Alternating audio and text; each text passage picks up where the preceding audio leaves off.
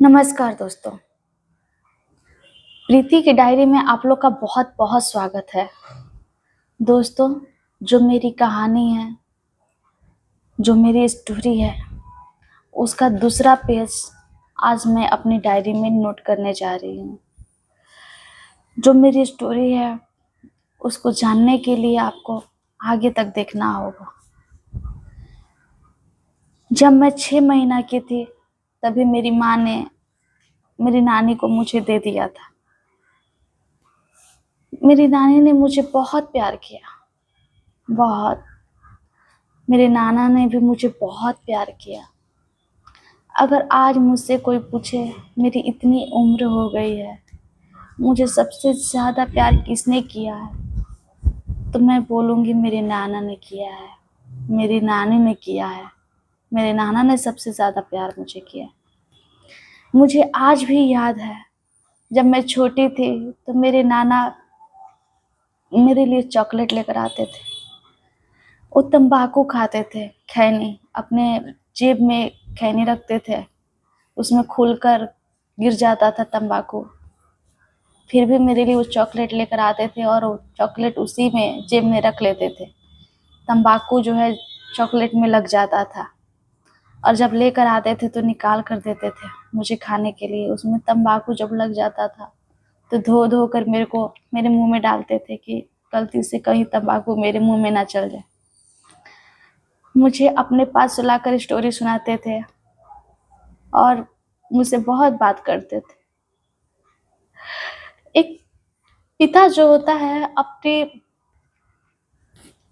बच्चों को उंगली पकड़कर चलना सिखाता है, आगे बढ़ना सिखाता है। लेकिन मुझे दुख नहीं है कि मेरे पिता ने मुझे उंगली पकड़कर चलाना नहीं सिखाया। मुझे कभी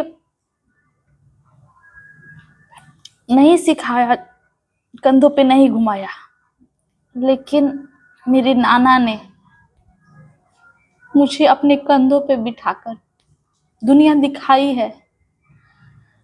और इसीलिए मैं बहुत खुशनसीब हूँ कि मेरे नाना ने मुझे अपने कंधों पे घुमाया है, मुझे बिठाया है। मुझे कभी बाप की कमी महसूस नहीं होने दिया। मुझे इतना प्यार किया है मेरे नाना ने मुझे। सबसे बड़ी दुख की बात मेरे लिए तब हुई, बोलूं कि मेरे लिए खुशी की भी बात हुई और दुख की भी बात हुई। सबसे ज्यादा तब जब मैं 5 साल की थी और मुझे ये पता चला कि मेरी माँ मेरी नानी नहीं है, मेरी माँ कोई और है। मुझे बहुत अच्छा से याद है, मेरी जो माँ है अपने मामा के घर में आई थी। मेरी नानी जो है लेकर गई थी मुझे अपने मायके, मेरी मम्मी के मामा के घर और मेरी नानी का मायके। वहाँ मेरी माँ थी, वो मुझे बुला रही थी लेकिन मैं जा नहीं रही थी क्योंकि मुझे नहीं पता था ये कौन है। जब मेरी नानी ने मुझे ये बताया कि वो तुम्हारी माँ है, तुम जाओ, उस दिन मुझे मैं बहुत रोई थी उस दिन कि मैं नहीं जाऊंगी, कौन है ये, मैं नहीं जाऊंगी। मेरी माँ तुम हो, मैं उनको माई बोलती थी, मेरी माई तुम हो, मैं उनके पास नहीं जाऊंगी। मैं यही बोलती रही और मेरी माँ फिर मुझे कुछ देर के लिए अपने पास बुलाई थी। फिर मैं अपनी नानी के पास भाग गई। मैं अपनी माँ के पास नहीं जाना चाहती थी। मैं एक्सेप्ट नहीं कर पा रही थी कि मेरी माँ कोई और है, मेरी नानी नहीं है मेरी माँ। इस बात को एक्सेप्ट करने में मुझे बहुत समय लग गया। मेरी माँ मेरे लिए कपड़ा भिजवाती थी, मेरे लिए खाने के लिए सामान भी भिजवाती थी, लेकिन मैं पहनती थी दिया हुआ उनका कपड़ा, खाती थी, लेकिन मुझे नहीं पता था ये कौन दे रहा है, क्यों दे रहा है। लेकिन जिस दिन मेरी नानी ने मुझे ये बताया कि मेरी माँ वो नहीं है, कोई और है, इससे बड़ा दुख और इससे बड़ा सुख कुछ नहीं हो सकता है।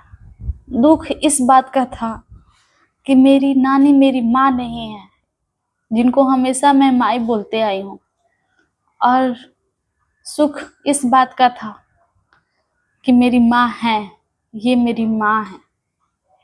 5 साल का बच्चा होता है जो थोड़ा सियाना हो जाता है, थोड़ा उसको समझ में आ जाता है। एक जो 6 महीने का बच्चा होता है ना, वो भी अगर अपनी माँ को पहचानने लगता है तो दूसरे की गोद में नहीं जाता है। जिसको नहीं जानता है उसके गोद में नहीं जाता है, जाते ही रोने लगता है। और मैं तो 5 साल की हो गई ये एक्सेप्ट करते करते कि मेरी नानी जो है वो मेरी माई है।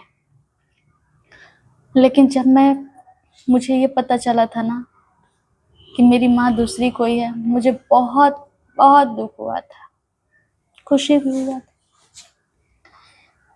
मेरे बड़े मामा का शादी उसी साल हुआ था जिस साल मुझे पता चला था। मेरी माँ भी आई थी। मेरी माँ ने चाहा था कि मुझे वो लेकर चली जाए, क्योंकि हो सकता है कि जब तक नानी थी तब तक मुझे नानी ने प्यार किया, लेकिन अब तो उनकी बहू आ गई, हो सकता है कि अब कोई दिक्कत हो घर में। लेकिन मेरी मामी ने मुझे नहीं जाने दिया, और मेरी मामी ने भी मुझे बहुत प्यार किया, बिल्कुल अपने बच्चे के जैसे मुझे प्यार किया। 5 साल तक मेरी नानी ने मेरा पूरा ध्यान रखा था, लेकिन 5 साल के बाद मेरी मेरी मामी आ गई, और मेरी मामी ने मेरा बहुत ख्याल रखा, बहुत ख्याल रखा। फिर मेरी मामी ने मुझे जाने नहीं दिया,